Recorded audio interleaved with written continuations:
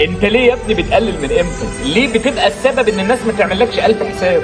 يعني انت بتعمل لكل الناس حساب وبتحطها في مكانها الحقيقي وتيجي عليك انت وما يعملوش ليك قيمه ولا حتى حساب. انت اللي بتعمل في نفسك كده. ليه حاطط نفسك في مكان اقل من قيمتك؟ ليه سامح انك طول النهار بتتنازل والناس اللي حواليك ما بتتنازلش؟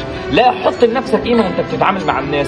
ما تسمحش لحد انه يتعدى حدوده معاك، ما تسمحش لحد انه يهزر معاك هزار بايخ ما بتطقوش او ينده عليك بلقب انت ما انتش حابه.